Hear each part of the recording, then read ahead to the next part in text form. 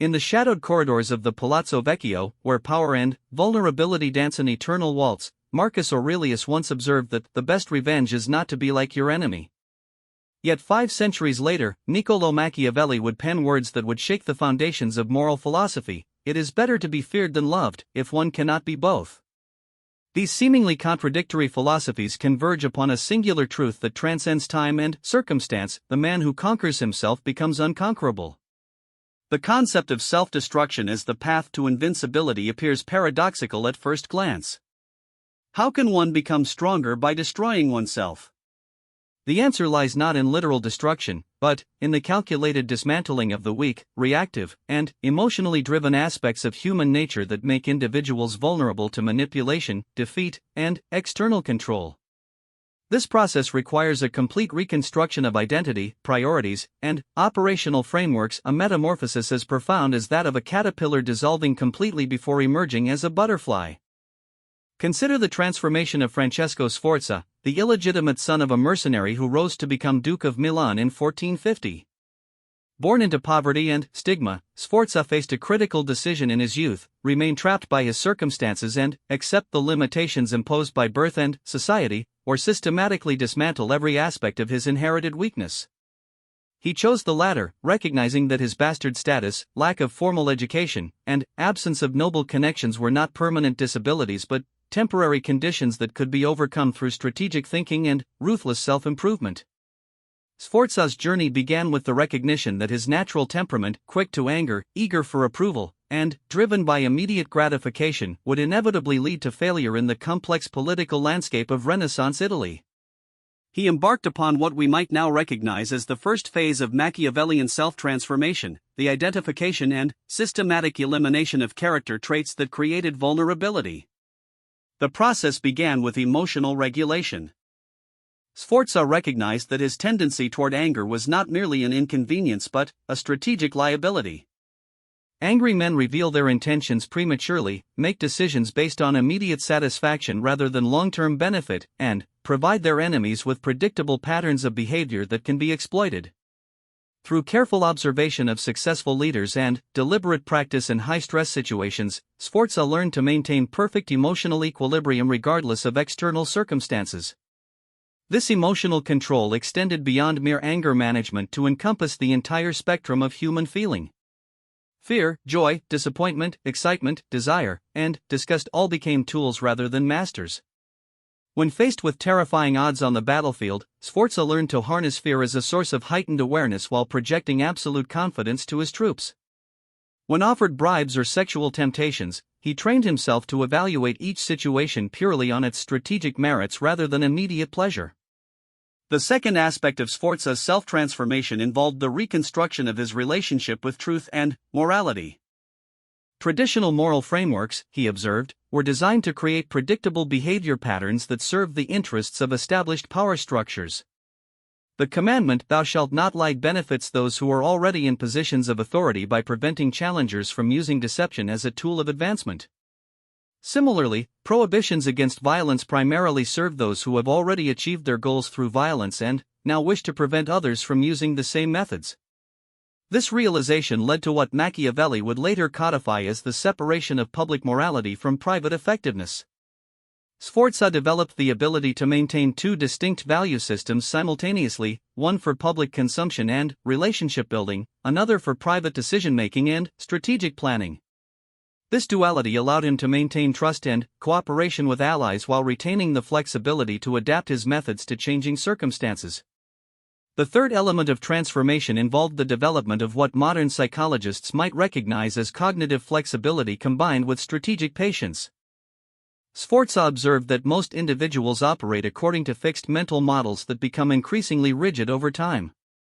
They develop preferences for certain types of solutions, comfort zones within familiar social circles, and predictable responses to common situations.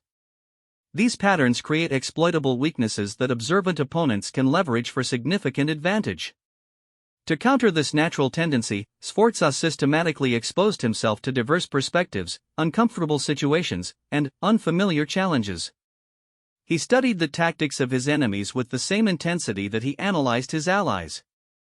He deliberately placed himself in scenarios where his preferred solutions would not work, forcing his mind to develop alternative approaches. Most importantly, he learned to view temporary setbacks and even significant defeats as valuable information rather than personal failures. This cognitive restructuring enabled what became Sforza's most powerful capability, the ability to think beyond the immediate time horizon that constrains most human decision-making. While his contemporaries focused on quarterly profits or annual campaigns, Sforza developed plans that unfolded over decades. He invested in relationships that would not pay dividends for years, positioned resources for opportunities that might never materialize, and built redundant systems that protected against failures he could not specifically predict. The transformation of character, morality, and cognition required a fundamental shift in how Sforza understood the relationship between individual identity and external circumstances. The weak version of himself had been reactive, allowing external events to determine internal states and responses. The reconstructed version became proactive, using internal clarity and strategic thinking to shape external circumstances according to predetermined objectives. This shift manifested in countless small decisions and habits. Where the old Sforza might have spent evenings in taverns seeking immediate pleasure and social validation, the new version invested those same hours in reading, planning, and skill development. Where emotional impulses had previously driven decisions about allies and enemies, careful analysis of long-term strategic value now determined every relationship. Where immediate gratification had once guided resource allocation, patient capital accumulation and deployment became the default approach. The results of this transformation became apparent as Sforza rose through the ranks of Italian military and political leadership. His emotional control allowed him to maintain focus during crises that paralyzed his competitors. His moral flexibility enabled him to form unlikely alliances and exploit unexpected opportunities. His cognitive adaptability helped him succeed in environments ranging from battlefield command to diplomatic negotiation to economic development. Most importantly, his strategic patience allowed him to wait for optimal moments rather than accepting suboptimal opportunities driven by immediate need or desire. When rivals rushed into hasty decisions motivated by fear or greed, Sforza remained calm and methodical.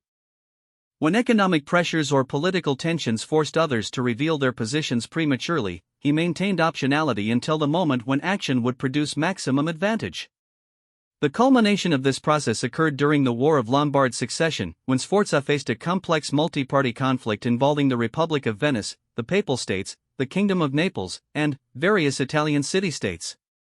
Traditional analysis suggested that his mercenary background and lack of legitimate claims made victory impossible against opponents with superior resources, established alliances, and hereditary authority. However, Sforza's transformed mindset allowed him to perceive opportunities that remained invisible to his enemies. Rather than attempting to match his opponent's strengths directly, he identified and exploited the internal contradictions within their coalition. Venice sought territorial expansion but feared excessive papal influence. Naples desired northern Italian resources but worried about Venetian naval supremacy. The Pope wanted temporal authority but needed military capabilities he could not provide independently. By positioning himself as the solution to each party's specific concerns while maintaining the flexibility to shift alliances as circumstances changed, Sforza created a situation where victory became inevitable regardless of tactical outcomes. When the war ended with his installation as Duke of Milan, observers attributed his success to luck, superior military tactics, or divine intervention. In reality, the outcome had been determined years earlier when Sforza chose to systematically destroy the weak, reactive, and conventional aspects of his character. The lesson embedded within Sforza's transformation extends far beyond Renaissance Italian politics. The process he underwent represents a fundamental principle of human development. Sustainable competitive advantage comes not from acquiring external resources or advantages, but from eliminating internal sources of weakness and limitation. This principle applies whether the context involves business competition, political advancement, athletic performance, artistic achievement, or personal relationships. Consider the modern entrepreneur who recognizes that her natural tendency toward perfectionism creates paralysis rather than excellence. The weak version of herself spends months refining business plans, seeking approval from mentors, and avoiding market contact until every detail has been optimized. The transformed version understands that perfectionism is simply fear disguised as diligence, and that market feedback provides more valuable information than theoretical analysis. The process of transformation begins with the same recognition that drove Sforza: identification of character traits, mental habits, and emotional patterns that create systematic disadvantages. For the entrepreneur, this might include need for approval, which creates dependence on others' opinions, fear of failure, which prevents necessary risk-taking, or attachment to specific solutions, which blocks adaptation to market feedback. The systematic elimination of these weaknesses requires the same tools Sforza employed: emotional regulation, moral flexibility, and cognitive adaptability. Emotional regulation allows the entrepreneur to make decisions based on strategic analysis rather than immediate comfort. Moral flexibility enables her to adapt her methods as market conditions change, rather than remaining trapped by initial assumptions about proper business practices. Cognitive adaptability helps her recognize opportunities that become visible only when freed from conventional thinking patterns. The development of strategic patience becomes equally crucial in modern contexts. Where most entrepreneurs are driven by quarterly revenue targets or annual growth metrics, the transformed version thinks in terms of decades. She makes decisions that position the business for opportunities that may not materialize for years, builds capabilities that provide options rather than immediate returns, and maintains emotional equilibrium during inevitable setbacks and delays. This long-term perspective creates the same competitive advantages that Sforza enjoyed in Renaissance Italy. While competitors rush into markets driven by immediate opportunity or desperation, the patient entrepreneur waits for optimal timing. While others reveal their strategies through premature action, she maintains optionality until circumstances favor decisive movement. While rivals exhaust themselves responding to short-term pressures, she accumulates resources and capabilities that compound over time. The transformation process requires acknowledging that conventional wisdom about success often serves the interests of those already in positions of power rather than those seeking to challenge existing hierarchies. Just as Renaissance nobility promoted honor codes that prevented mercenaries like Sforza from using their most effective tactics, established businesses often promote ethical frameworks that handicap potential competitors. Innovation should serve society sounds admirable until one recognizes that it often translates to innovation should not disrupt existing power structures. Sustainable growth frequently means growth that does not threaten established market leaders. Corporate responsibility can become code for accept regulatory burdens that favor companies with existing compliance infrastructure. The entrepreneur who has undergone Machiavellian transformation understands these dynamics without becoming cynical or amoral. She recognizes that ethical frameworks serve important social functions while maintaining the flexibility to operate effectively within systems that may not always reward conventional virtue. This might involve using legal tax optimization strategies that established competitors condemn publicly while employing privately, or adopting marketing approaches that challenge industry norms about appropriate messaging and positioning. The key insight is that sustainable competitive advantage comes from internal transformation rather than external manipulation.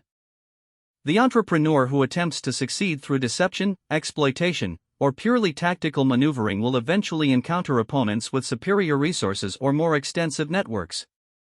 However, the entrepreneur who has systematically eliminated her own sources of weakness becomes increasingly difficult to defeat as competition intensifies.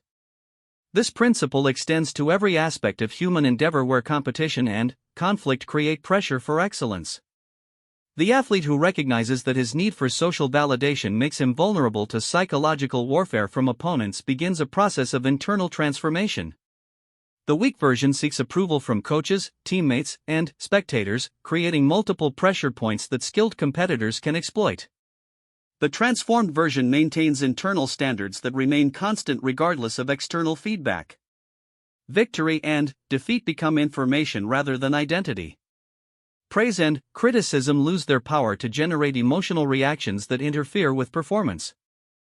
The athlete develops what Sforza would have recognized as strategic detachment, complete commitment to the process combined with emotional independence from outcomes. This detachment paradoxically improves performance by eliminating the mental and physical tension that accompanies excessive attachment to results.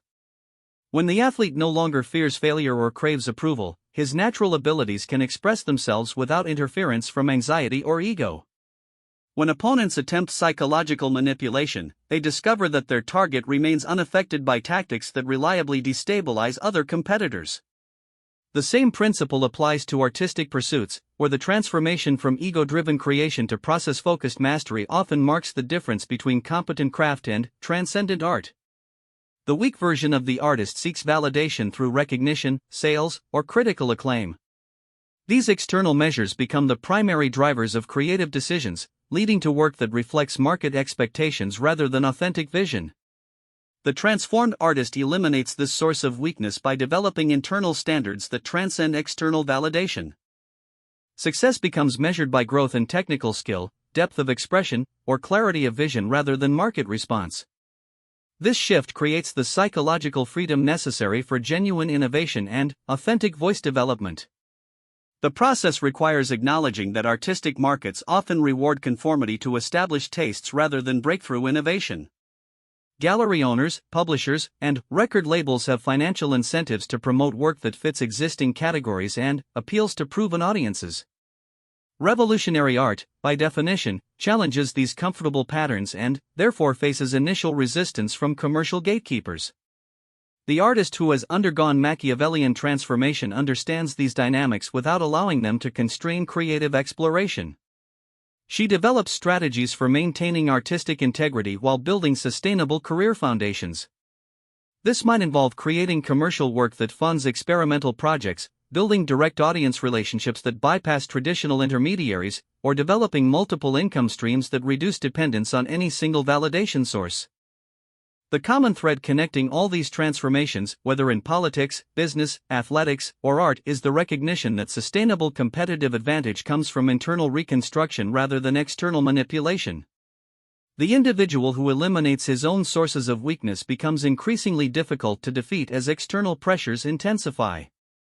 This principle challenges conventional wisdom that success comes primarily from acquiring external advantages, better education, stronger networks, superior resources, or favorable circumstances. While these factors certainly provide benefits, they remain vulnerable to competitors who possess similar or superior external advantages. Internal transformation, by contrast, creates capabilities that cannot be easily replicated or neutralized by external opposition. The man who has destroyed his weak self possesses emotional regulation that remains stable under pressure, cognitive flexibility that adapts to changing circumstances, and strategic patience that maintains long-term perspective during short-term difficulties. These capabilities combine to create what military strategists recognize as force multiplication, the ability to achieve disproportionate results from available resources. More importantly, these internal capabilities become increasingly valuable as competition intensifies. When markets become saturated, political environments become unstable, or technological disruption accelerates the pace of change, external advantages often become liabilities. The company with the largest infrastructure may be least able to adapt to new business models. The political party with the most establishment support may be most vulnerable to populist challenges. The artist with the strongest commercial relationships may be least prepared for changes in distribution technology. Internal transformation provides anti-fragility, the ability to benefit from stress and uncertainty rather than merely surviving them. The individual who has eliminated his sources of weakness finds that increased competition, economic instability, and social change create opportunities for advancement that remain invisible to those trapped by conventional thinking and emotional reactivity. This anti-fragility becomes a source of sustainable competitive advantage precisely because it cannot be easily acquired or replicated. External resources can be purchased, networks can be built, and skills can be developed through practice. However, the internal transformation that creates true resilience requires a level of self-awareness and psychological discipline that most individuals are unwilling or unable to develop. The process demands acknowledging uncomfortable truths about human nature, questioning fundamental assumptions about morality and success, and maintaining commitment to long-term development despite short-term discomfort. These requirements create natural selection pressures that ensure only a small percentage of individuals complete the transformation successfully. Those who do complete the process find themselves operating in a fundamentally different reality from their previous experience. Situations that previously created anxiety or confusion become sources of clarity and opportunity. Relationships that once involved dependency or manipulation transform into partnerships based on mutual value creation. Goals that seemed impossible from the perspective of the weak self become inevitable outcomes of consistent strategic action. The transformation creates what Machiavelli understood as true power, the ability to shape circumstances according to one's vision rather than merely reacting to external forces. This power grows stronger over time as the transformed individual accumulates resources, relationships, and capabilities while maintaining the internal clarity that enables their optimal deployment. The man who destroys his weak self becomes, in the most literal sense, indestructible. External forces that crush others become opportunities for growth. Economic downturns reveal competitive advantages. Political upheavals create space for advancement.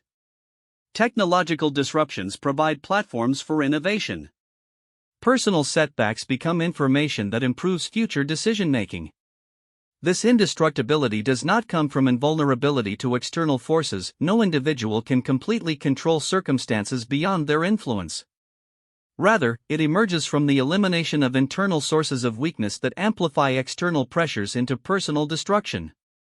The transformed individual may face the same objective challenges as others, but experiences them through a completely different psychological and strategic framework. Where others experience fear, he experiences excitement about potential opportunities. Where others feel overwhelmed by complexity, he sees patterns and leverage points that simplify apparent chaos. Where others become paralyzed by uncertainty, he maintains steady progress toward long-term objectives while remaining flexible about methods and timing. This fundamental shift in experience creates a positive feedback loop that accelerates development over time. Success breeds confidence, which enables greater risk-taking, which creates additional opportunities for success. Emotional stability reduces the mental energy required for basic functioning, freeing cognitive resources for strategic thinking and creative problem-solving. Strategic patience allows for optimal timing, which improves the probability and magnitude of successful outcomes. The compound effect of these advantages becomes exponential rather than linear. Early improvements create marginally better results, but sustained transformation generates increasingly dramatic advantages over time. The individual who appeared only slightly superior to his peers in year 1 may seem to operate in a completely different league by year 10. This exponential development explains why certain individuals seem to achieve impossible results while others with apparently superior starting advantages fail to reach their potential. The difference lies not in initial resources or circumstances, but in the willingness and ability to undergo the internal transformation that creates sustainable competitive advantage. The process cannot be shortened or simplified without losing its essential benefits. Attempts to acquire Machiavellian advantages through purely tactical means, learning manipulation techniques, studying strategic frameworks, or adopting successful people's habits, provide temporary improvements at best. Without the underlying transformation of character and cognition, these surface-level changes remain vulnerable to stress, uncertainty, and sophisticated opposition. True transformation requires patient, systematic work that often appears to produce no immediate benefits. Like physical fitness, the results become apparent only after sustained effort has created cumulative changes that reach visible thresholds. This delayed gratification creates another selection pressure that ensures most individuals abandon the process before experiencing its full benefits. Those who persist through the early stages of apparent stagnation eventually reach inflection points where accumulated internal changes produce dramatic external results. The entrepreneur who spent years developing emotional regulation suddenly finds herself making consistently profitable decisions during market volatility that destroys her competitors. The athlete who eliminated his need for external validation discovers peak performance states that seemed impossible under his previous psychological framework. These breakthrough moments often appear to outside observers as sudden inspiration or unexpected luck. In reality, they represent the natural emergence of capabilities that had been developing beneath conscious awareness through systematic internal work. The transformed individual recognizes these moments as predictable outcomes of preparation meeting opportunity, rather than random occurrences beyond personal control. The recognition that exceptional results emerge from internal transformation rather than external circumstances provides both hope and responsibility. Hope, because it suggests that anyone willing to undergo the necessary development can achieve remarkable results regardless of starting advantages or disadvantages. Responsibility, because it eliminates excuses based on external factors beyond personal control. This combination of hope and responsibility creates the psychological foundation for sustainable excellence. The transformed individual maintains optimism about future possibilities while accepting complete accountability for current circumstances. This balance prevents both the paralysis that comes from victim mentality and the recklessness that emerges from unrealistic expectations about easy success. Part 2, The Architecture of Unstoppable Thinking. The Roman Emperor Marcus Aurelius, writing in his private meditations while campaigning along the Danube frontier, observed that very little is needed to make a happy life. It is all within yourself, in your way of thinking. Yet even the Stoic philosopher, master of self-discipline and rational thought, could not have anticipated how his insights would evolve through the crucible of Renaissance political reality into something far more practical and ruthless. The thinking that emerges from Machiavellian transformation transcends mere philosophical contemplation to become a precision instrument for navigating complex human systems. The architecture of unstoppable thinking begins with a fundamental reframe of how successful individuals process information and make decisions. Most people operate according to what psychologists term confirmation bias, the tendency to seek information that supports existing beliefs while ignoring or dismissing contradictory evidence. This natural human tendency serves important psychological functions by maintaining internal consistency and reducing cognitive stress, but creates systematic blind spots that skilled opponents can exploit with devastating effectiveness. Consider the case of Lorenzo de' Medici, whose transformation from a privileged merchant's son into Lorenzo the Magnificent required completely reconstructing his relationship with information and decision-making. Born into one of Florence's most powerful banking families, young Lorenzo initially assumed that his family's wealth and influence provided sufficient protection against political threats. This assumption nearly proved fatal during the Puzzi Conspiracy of 1478, when rival families and the Pope himself orchestrated an assassination attempt during Easter Mass at the Florence Cathedral. The attack killed Lorenzo's younger brother Giuliano and left Lorenzo wounded, but alive and profoundly changed. In the aftermath, he recognized that his previous thinking patterns, trusting family allies, assuming political stability, and believing in the protection of wealth, had created vulnerabilities that enemies had systematically exploited. His survival depended not on acquiring more external protection, but on fundamentally altering how he processed information and assessed threats. The first element of Lorenzo's cognitive transformation involved developing what modern intelligence analysts call red team thinking, the ability to systematically consider how intelligent adversaries might exploit apparent strengths as weaknesses. Where traditional analysis focuses on identifying and building upon existing advantages, red team thinking specifically seeks ways that those same advantages create exploitable vulnerabilities. Lorenzo began applying this framework to every aspect of his position and strategy. His family's banking network provided enormous economic influence, but also created dependencies on political stability and regulatory frameworks that enemies could manipulate. His alliance with the King of France offered military protection against foreign threats, but made him vulnerable to domestic opponents who could position themselves as defenders of Florentine independence. His reputation for intellectual patronage attracted talented advisors, but also created expectations for open dialogue that skilled manipulators could exploit to gather intelligence. This systematic vulnerability assessment revealed patterns that fundamentally altered Lorenzo's strategic thinking. Every strength contained potential weaknesses. Every alliance created new enemies. Every public position generated private opposition. The goal became not eliminating these contradictions, an impossible task in complex political environments, but understanding them well enough to maintain strategic flexibility. The second component of transformed thinking involved what Lorenzo termed perspective multiplication, the deliberate cultivation of multiple, often contradictory viewpoints about the same situation. Rather than seeking the correct analysis of events, he learned to simultaneously hold several plausible interpretations that suggested different optimal responses. When the Pope threatened excommunication for Lorenzo's defiance of papal authority in territorial disputes, traditional analysis suggested three basic options: submission, military resistance, or diplomatic negotiation. However, Lorenzo's perspective multiplication revealed additional possibilities that remained invisible from single viewpoints. From the perspective of papal politics, the threat represented an attempt to demonstrate authority after recent challenges from French and German rulers. From the viewpoint of Italian balance of power, it reflected concern about Medici influence potentially shifting toward French alliance. From the framework of internal Florentine dynamics, it provided an opportunity for religious conservatives to challenge secular merchant leadership. From the economic angle, it threatened to disrupt trade relationships that benefited both Florence and papal territories. Each perspective suggested different leverage points and potential solutions. Rather than choosing among them, Lorenzo developed responses that simultaneously addressed multiple interpretational frameworks.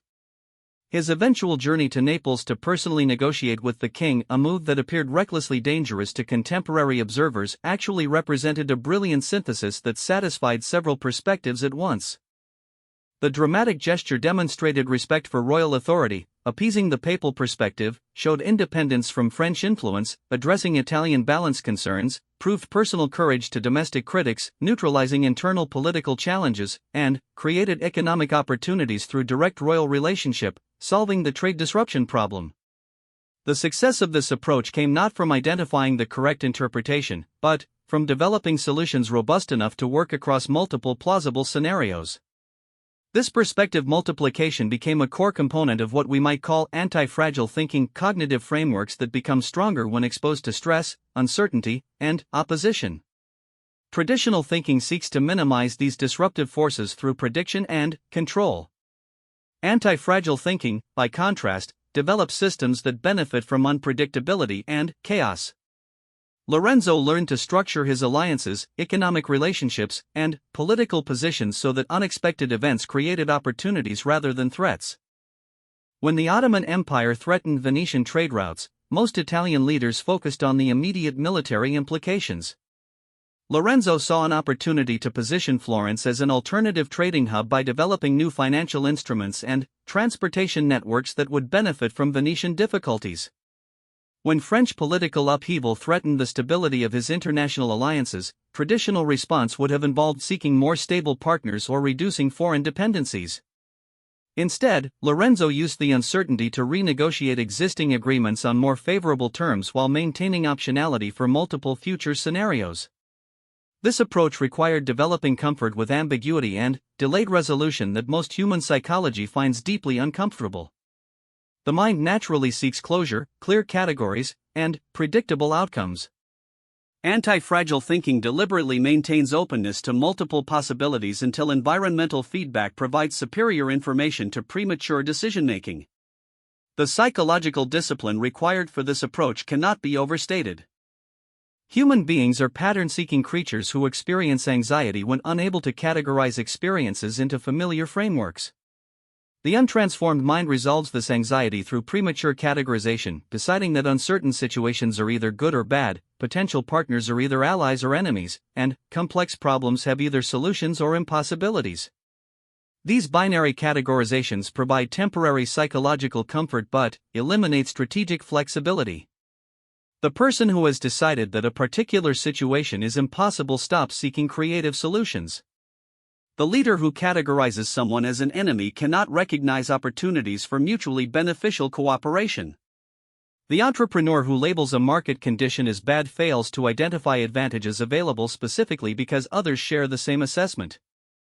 Lorenzo's transformation involved training himself to maintain psychological equilibrium while suspended between multiple potential realities. This required developing what modern psychology terms distress tolerance, the ability to experience uncomfortable emotions without immediately taking action to reduce them. In Lorenzo's case, this meant learning to feel uncertainty, anxiety, and confusion without rushing toward premature conclusions that would reduce internal stress at the cost of strategic effectiveness.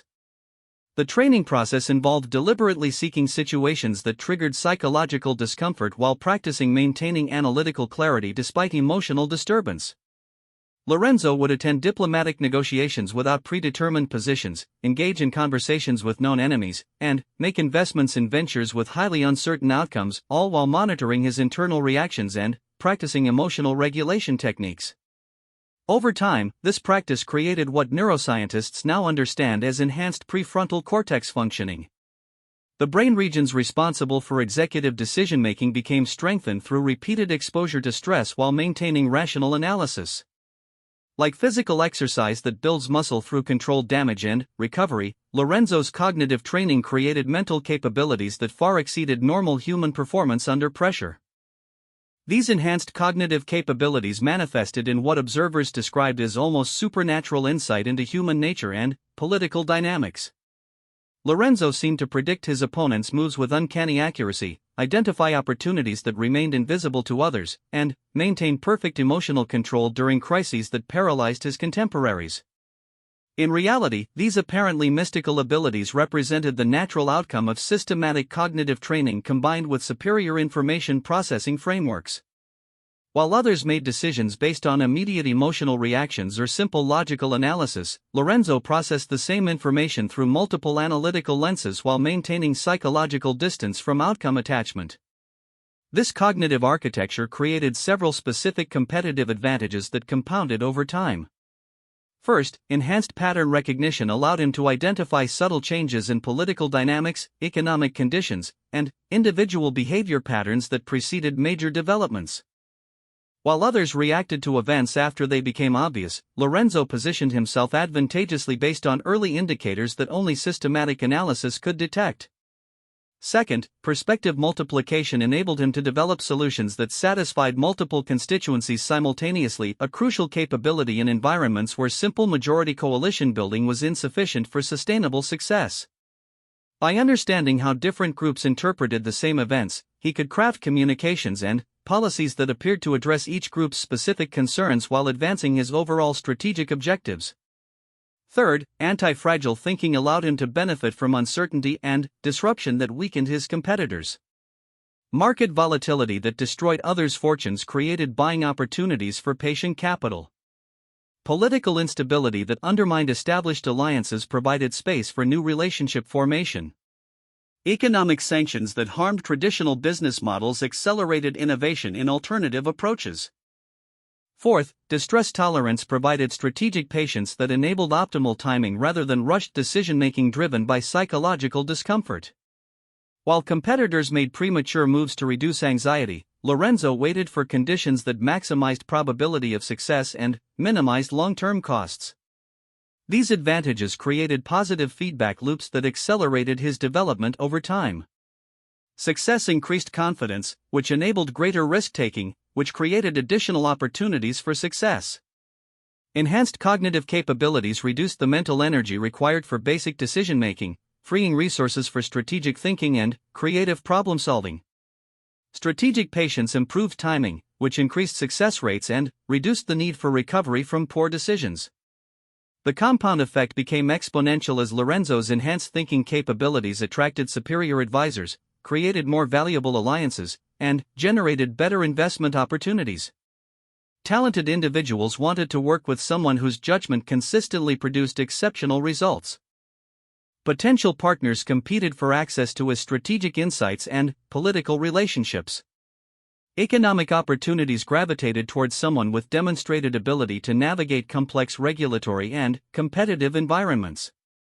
Modern applications of Lorenzo's cognitive architecture can be observed in various fields where complexity and uncertainty create competitive advantages for superior thinking.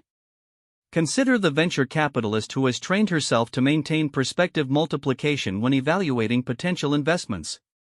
While most investors seek to identify the right analysis of a startup's prospects, she simultaneously considers multiple scenarios that suggest different optimal strategies. From the technology perspective, the startup might represent a breakthrough innovation with enormous market potential. From the team assessment angle, it might be talented founders in search of a scalable business model. From a market timing viewpoint, it might be premature for current conditions but perfect for emerging trends.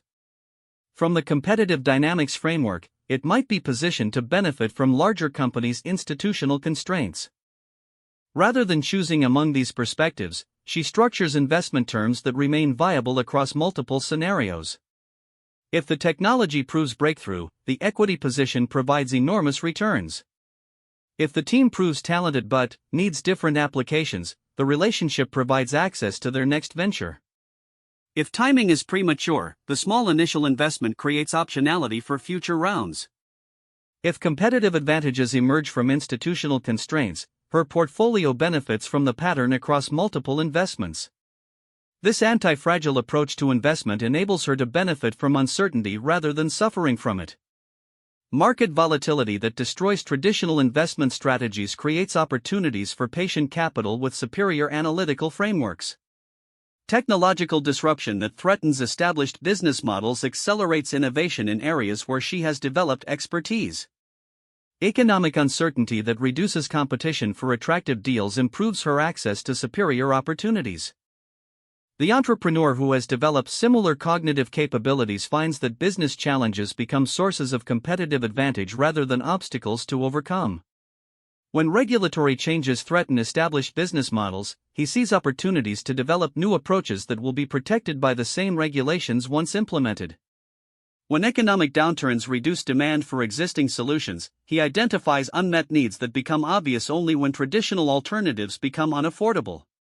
When competitive pressures intensify in his current market, he uses the stress to identify adjacent opportunities where his accumulated capabilities provide natural advantages. Rather than fighting to maintain market share in increasingly commoditized segments, he leverages the competitive pressure to accelerate innovation in directions where competition cannot easily follow. This pattern of using external pressure to accelerate internal development rather than defending against threats represents a fundamental shift in how transformed thinking approaches problem solving. Traditional thinking seeks to minimize or eliminate sources of stress, uncertainty, and opposition. Anti-fragile thinking learns to extract value from these forces while using them to create sustainable competitive advantages. The athletic coach who understands these principles structures training programs that become more effective under pressure rather than breaking down when stress increases. Instead of protecting athletes from difficult conditions, she systematically exposes them to controlled stress while building psychological and physical capabilities that improve performance when external pressure intensifies. The artist who has developed anti-fragile thinking capabilities uses criticism and rejection as information sources that accelerate creative development rather than discouragements to be endured. Rather than defending against market resistance, he identifies the specific elements that trigger negative reactions and experiments with modifications that maintain artistic integrity while expanding audience appeal. The political leader who operates from this cognitive framework uses opposition research and negative campaigning as opportunities to clarify messaging and strengthen coalition building rather than threats to be minimized. Rather than avoiding controversial positions, she develops communication strategies that convert initial resistance into deeper understanding and eventual support. The common element across all these applications is the transformation of thinking from defensive to developmental. Where traditional approaches seek to minimize downside risks, anti-fragile thinking focuses on maximizing upside potential from inevitable uncertainties. Where conventional wisdom advocates caution and preparation for specific scenarios, transformed thinking builds adaptive capabilities that improve performance across unknown scenarios. This fundamental shift requires acknowledging that the future cannot be predicted with sufficient accuracy to justify defensive strategies based on specific forecasts. Instead of attempting to prepare for particular outcomes, superior thinking develops general capabilities that create advantages regardless of which specific outcomes materialize. The businessman who tries to predict whether interest rates will rise or fall may position his company incorrectly for actual market conditions. The businessman who builds financial flexibility to benefit from interest rate volatility regardless of direction creates sustainable advantages that persist through multiple economic cycles. The political candidate who attempts to determine which issues will matter most to voters may emphasize themes that become irrelevant by election day. The candidate who develops communication skills to articulate any position persuasively maintains effectiveness across changing political landscapes. This general capability development represents one of the most counterintuitive aspects of unstoppable thinking. Human psychology naturally focuses on specific threats and opportunities rather than developing broad-based adaptive capabilities. This specificity bias leads to over-preparation for probable scenarios and under-preparation for improbable but high-impact events that often determine ultimate outcomes. The transformed thinker deliberately inverts this pattern by spending minimal energy on specific scenario planning and maximum energy on developing adaptive capabilities that provide advantages across multiple scenarios. This approach appears less focused and rigorous to external observers, but produces superior results because it matches the actual structure of uncertainty in complex environments. Complex systems generate surprises that cannot be predicted through analysis of historical patterns or current conditions. The most important developments often emerge from interactions between previously unconnected elements, making them impossible to forecast through traditional analytical methods. Success in such environments requires preparation for surprise rather than preparation for specific predicted outcomes. This preparation for surprise involves developing cognitive habits that automatically seek unexpected opportunities within apparently negative developments, identify leverage points that remain invisible to conventional analysis, and maintain strategic flexibility that enables rapid adaptation to changing conditions. The thinking patterns that create these capabilities must be practiced consistently over extended periods before they become automatic responses to stress and uncertainty. Like physical fitness, cognitive fitness requires regular exercise that gradually increases capacity through controlled challenge and recovery. The individual who practices perspective multiplication only during crises will find the technique ineffective precisely when it is most needed. Lorenzo de' Medici's transformation required years of consistent practice in applying multiple analytical frameworks to routine decisions before the approach became natural enough to use effectively during genuine emergencies. The venture capitalist must practice anti-fragile analysis on numerous small investments before the thinking becomes reliable for major opportunities. The entrepreneur needs to develop distress tolerance through many minor setbacks before the capability provides value during fundamental business challenges. This extended development period creates natural selection pressure that ensures relatively few individuals complete the transformation successfully. Most people abandon the process when immediate benefits are not apparent, or when the psychological discomfort of maintaining multiple perspectives becomes too challenging to sustain. Those who persist through the development period eventually reach inflection points where the new thinking patterns begin producing dramatically superior results. The politician who seemed overly cautious suddenly demonstrates uncanny timing in major decisions. The investor who appeared unfocused reveals a portfolio of positions that benefit from unexpected market developments. The business leader who avoided clear strategic commitments shows remarkable ability to capitalize on emerging opportunities. These breakthrough moments represent the natural emergence of capabilities that had been developing through systematic practice. To external observers, they often appear as sudden inspiration or unexpected luck. The transformed individual recognizes them as predictable outcomes of preparation meeting opportunity, rather than random events beyond personal control. The exponential improvement that follows these initial breakthroughs creates increasingly large gaps between transformed thinking and conventional analysis. The individual who appeared only marginally superior in early stages may seem to operate according to completely different principles after several years of compound development. This exponential separation explains why certain individuals achieve results that appear impossible to their peers. The difference lies not in superior initial resources or unique circumstances, but in cognitive capabilities that provide compound advantages over time. These capabilities cannot be easily copied or neutralized because they represent internal development rather than external techniques. The man who has reconstructed his thinking architecture becomes truly unstoppable not because he can predict the future or control external circumstances, but because he has developed cognitive capabilities that create advantages regardless of which specific circumstances materialize. His thinking improves with exposure to uncertainty, benefits from competitive pressure, and generates superior solutions precisely when conventional approaches break down. This unstoppable quality emerges from the fundamental structure of transformed thinking rather than its specific content. The frameworks themselves matter less than the cognitive habits that make flexible framework application possible under pressure. These habits cannot be acquired through study or imitation, they must be developed through systematic practice that gradually builds psychological and intellectual capabilities. The architecture of unstoppable thinking represents a complete reconstruction of how successful individuals process information, make decisions, and respond to environmental challenges.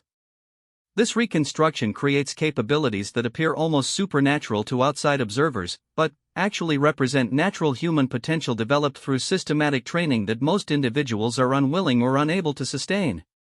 Part 3: The Eternal Game, outlasting time itself in the dying light of a Tuscan evening. As shadows stretched across the hills where Machiavelli once walked, an old man sat reviewing the chronicles of empires that had risen and fallen within his lifetime.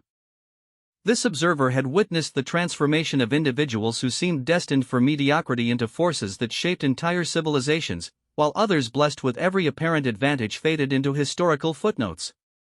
The pattern that emerged from his observations revealed a final truth that transcended all previous understanding: the individual who masters time itself becomes truly immortal.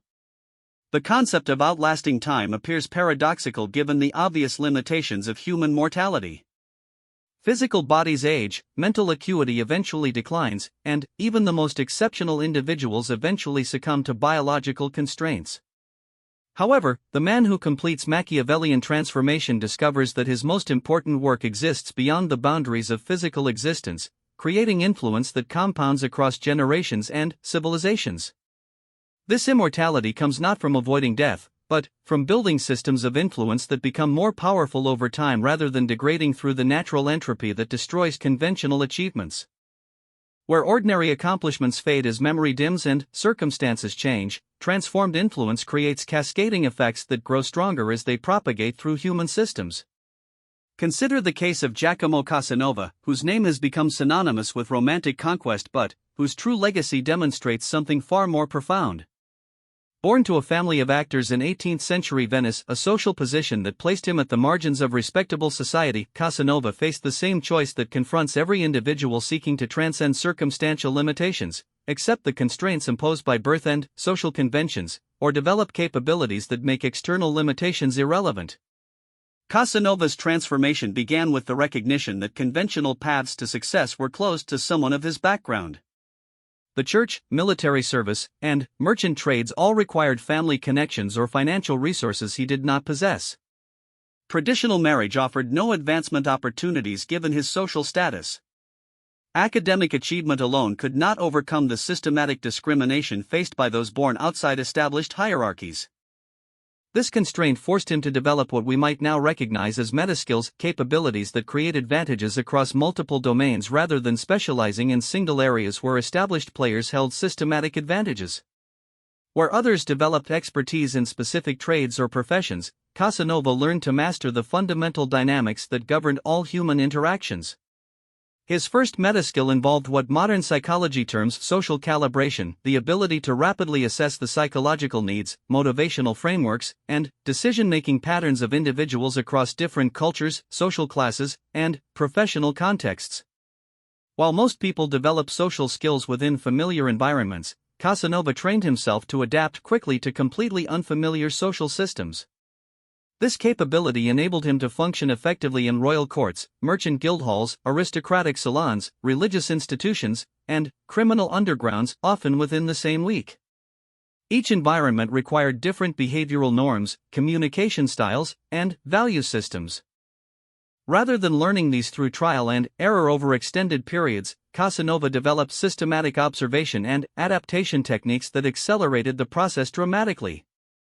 The second metaskill involved narrative construction, the ability to craft and communicate personal stories that created emotional engagement and motivated specific actions from audiences.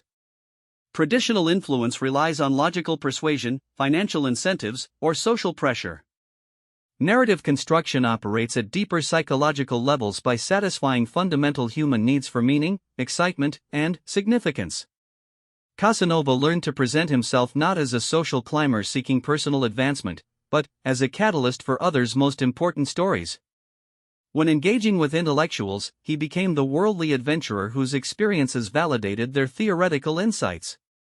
For aristocrats bored by predictable social routines, he provided excitement and danger that made their lives feel significant. Religious authorities found in him either a dangerous skeptic to be converted or a profound seeker whose questions deepened their own faith. These narratives were not deceptive manipulations but rather frameworks that revealed authentic connections between his experiences and others' psychological needs. By positioning interactions within compelling story structures, he created emotional investment that transcended immediate transactional considerations. The third metaskill involved temporal arbitrage, the ability to operate across different time horizons simultaneously while others remain trapped within single temporal frameworks. Most people make decisions based on immediate needs, quarterly results, or annual goals. Casanova learned to identify opportunities that became valuable only when analyzed across decades or generations. This longer temporal perspective enabled him to invest time and resources in relationships, skills, and positions that appeared worthless in immediate terms but provided enormous returns when circumstances shifted. He cultivated friendships with young intellectuals who would become influential political leaders decades later. He learned languages and cultural practices that seemed irrelevant until political upheavals made them valuable. He developed expertise in subjects that appeared obsolete until technological changes created new applications. Most importantly, he structured his lifestyle and relationships to generate compound returns rather than immediate consumption. Where others used social connections for immediate pleasure or advantage, Casanova built networks that became more valuable over time. Where others pursued sexual conquests for momentary satisfaction, he created emotional bonds that provided lifelong loyalty and support. Where others sought financial gains for immediate luxury, he accumulated knowledge and capabilities that generated increasing returns across decades. This temporal arbitrage required developing comfort with delayed gratification that extended far beyond normal human psychology. The natural human preference for immediate rewards over delayed benefits creates systematic bias toward short-term thinking. Casanova learned to experience satisfaction from the process of building long-term value rather than requiring immediate evidence of success. The training process involved deliberately choosing options that provided future optionality rather than immediate gratification. When offered immediate payment for services, he negotiated for ongoing relationships that might provide larger future benefits. When presented with opportunities for immediate pleasure, he selected experiences that also developed valuable skills or connections. When facing choices between immediate comfort and long-term positioning, he consistently chose positioning while maintaining emotional equilibrium about delayed rewards. This systematic preference reversal created what economists recognize as compound advantage, small initial benefits that multiply over time to create enormous cumulative results. The relationships Casanova built in his 20s provided introductions that opened opportunities in his 40s. The skills he developed through early challenges became valuable expertise when circumstances made them relevant. The reputation he built through consistent behavior over decades created trust that enabled increasingly important opportunities. The compound effect became exponential as accumulated advantages enabled access to higher-level opportunities that provided proportionally greater returns. Success created credibility, which enabled larger ventures, which generated additional successes in an upward spiral that eventually transcended the original constraints of his birth circumstances. By his middle years, Casanova had achieved what conventional analysis would consider impossible: transformation from a social outcast to an influential figure whose opinions shaped political decisions, whose recommendations determined major business ventures, and whose network connected the most important leaders across Europe. This transformation appeared to contemporary observers as exceptional luck or mysterious charisma. In reality, it represented the predictable outcome of systematic metaskill development combined with temporal arbitrage that operated across timeframes longer than most people could conceptualize. While others focused on immediate advantages within single domains, Casanova built capabilities that created advantages across multiple domains over decades. More importantly, his influence continued expanding after his immediate presence was no longer available. The relationships he had built continued generating value for participants long after initial interactions ended. The narratives he had constructed continued shaping how people understood their own experiences. The knowledge he had accumulated continued providing value to successive generations through his writings and the institutions he had influenced. This posthumous influence represents the true meaning of outlasting time, creating value that becomes more significant as temporal distance increases rather than degrading through the normal processes of forgetting and obsolescence. Where conventional achievements become historical curiosities, transformed influence becomes foundational wisdom that guides future development. The mechanisms that create this temporal transcendence operate according to principles that remain consistent across different historical periods and cultural contexts.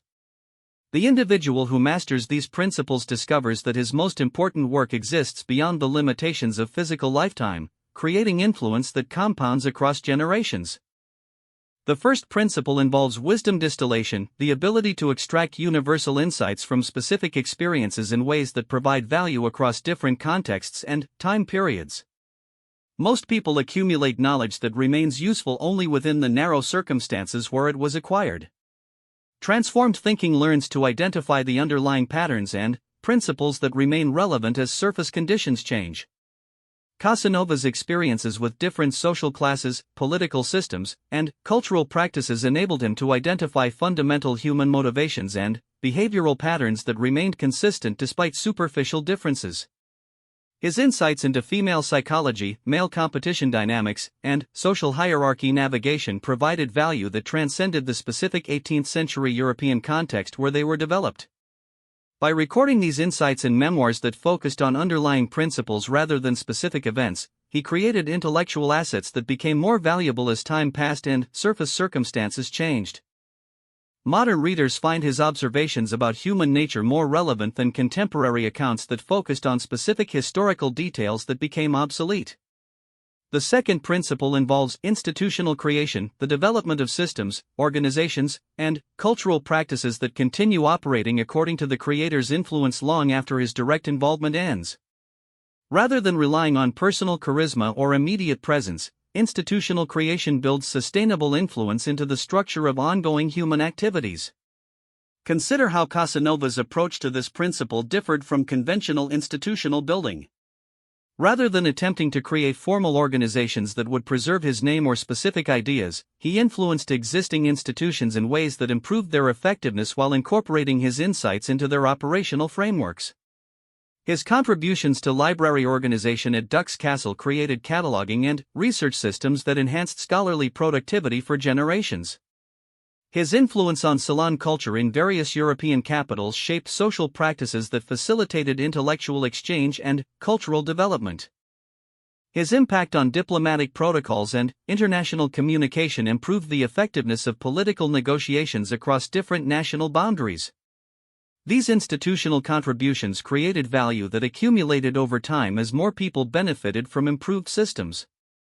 Rather than seeking credit or recognition, Casanova focused on embedding useful innovations into ongoing processes where they would continue providing value regardless of their origin.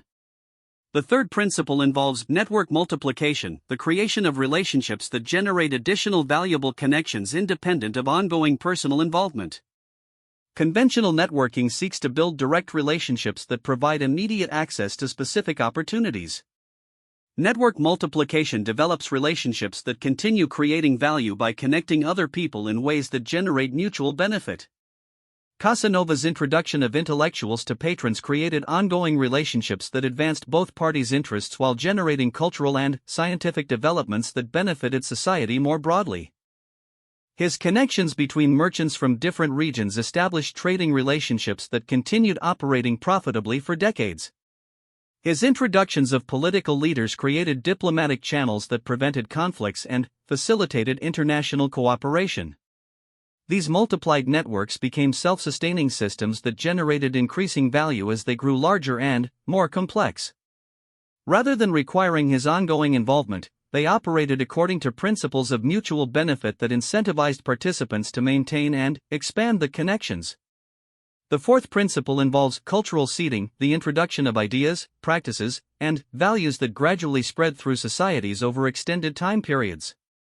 Unlike direct persuasion or immediate influence, cultural seeding works through gradual adoption of initially small changes that eventually transform entire social systems. Casanova's influence on attitudes toward personal freedom, individual development, and social mobility spread through European culture in ways that contributed to broader Enlightenment values. His demonstration that individuals could transcend birth circumstances through personal development influenced social beliefs about meritocracy and individual potential. His integration of pleasure and intellectual development challenged artificial distinctions between physical and mental pursuits. These cultural seeds grew into movements and institutional changes that transformed entire civilizations. The American and French revolutions incorporated principles that Casanova had demonstrated through personal example decades earlier.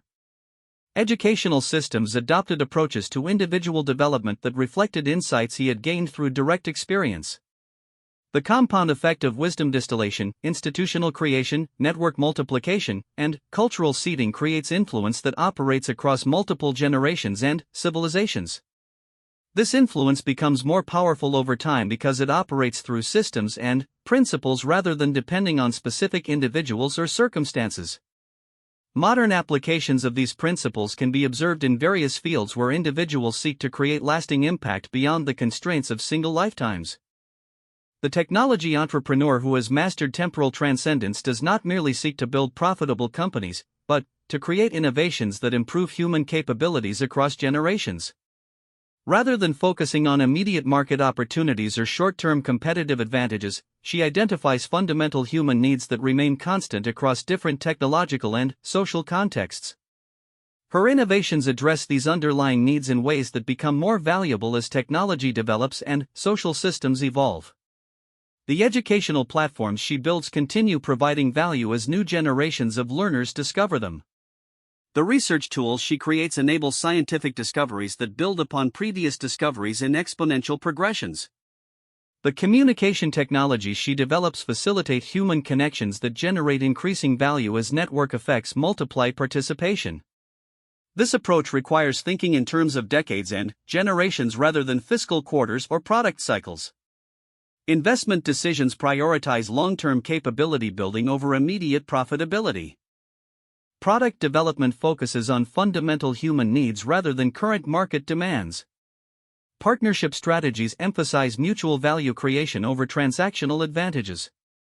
The scientist who operates from these principles structures research programs that generate insights across multiple disciplines while building institutional capabilities that continue advancing knowledge after her direct involvement ends. Rather than seeking immediate recognition or career advancement, she identifies research directions that become more valuable as understanding accumulates and technology enables new applications. Her experimental designs create data sets that provide value to future researchers investigating questions that have not yet been formulated. Her methodological innovations improve research capabilities across different fields. Her training of graduate students creates multiplication effects as they apply enhanced techniques to diverse problems. The institutional relationships she builds facilitate collaboration between researchers who would not otherwise connect.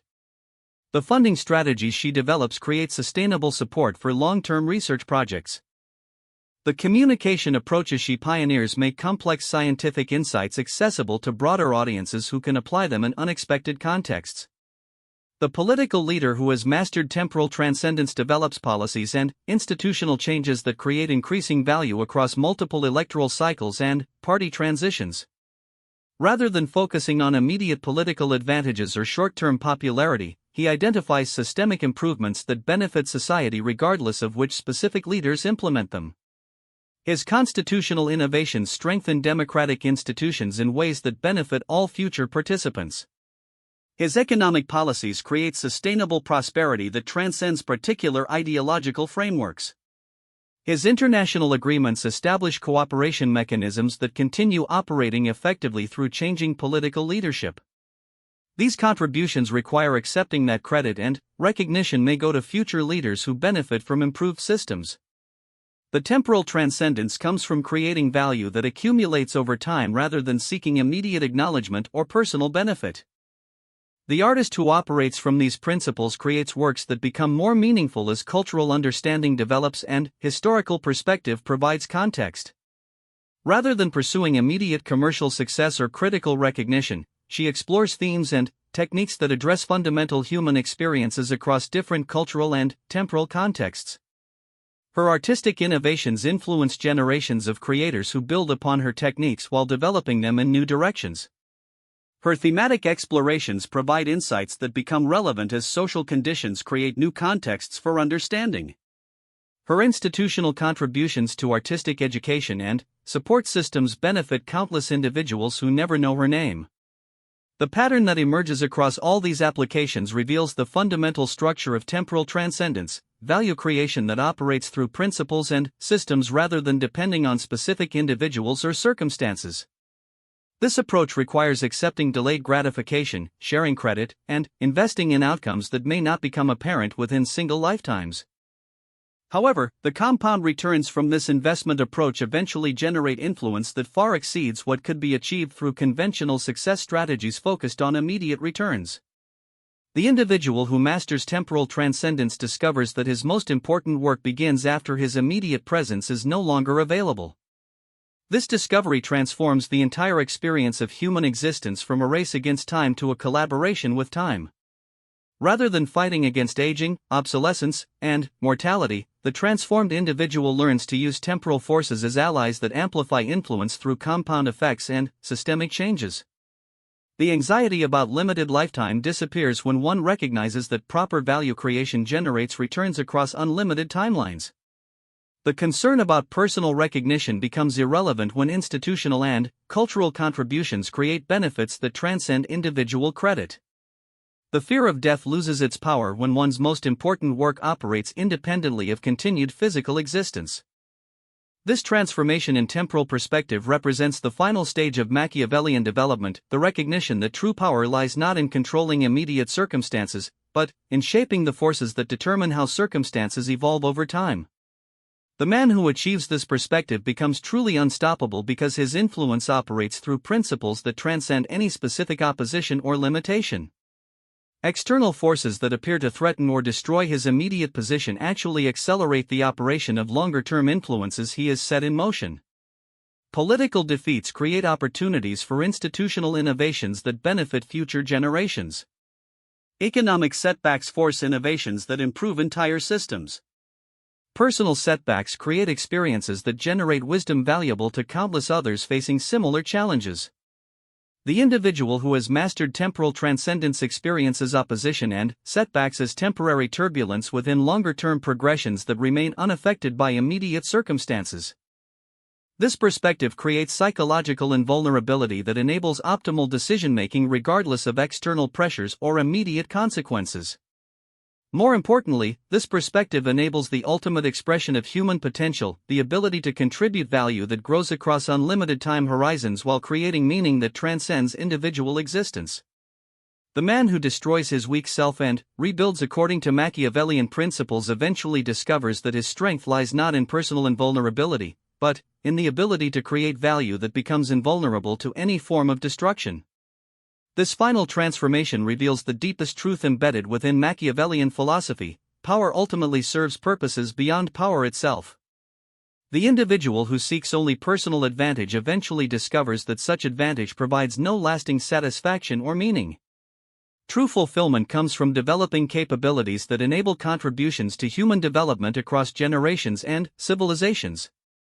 The man who completes this journey becomes indestructible not because he cannot be harmed, but because his most important work exists beyond the reach of any possible harm. He outlasts time itself not by avoiding mortality, but by creating immortal value that grows stronger as time passes. He achieves ultimate victory not by defeating all opponents, but by transforming opposition into fuel for benefits that serve purposes larger than any individual competition. In the end, the Machiavellian path reveals itself as a journey toward transcendence that uses worldly effectiveness as a means to superhuman contribution.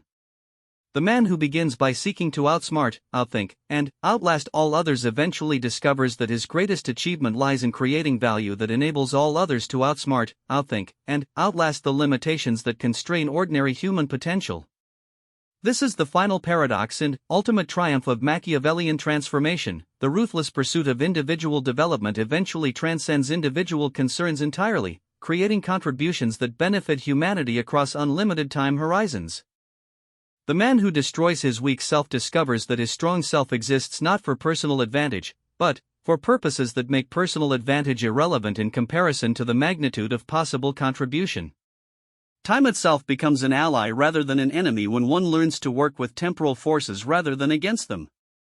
The individual who masters this collaboration achieves a form of immortality that no external force can threaten or destroy, because it operates through principles that transcend any specific circumstances or opposition. This immortality represents the ultimate expression of human potential, the ability to create value that compounds across unlimited time horizons while generating meaning that transcends individual existence.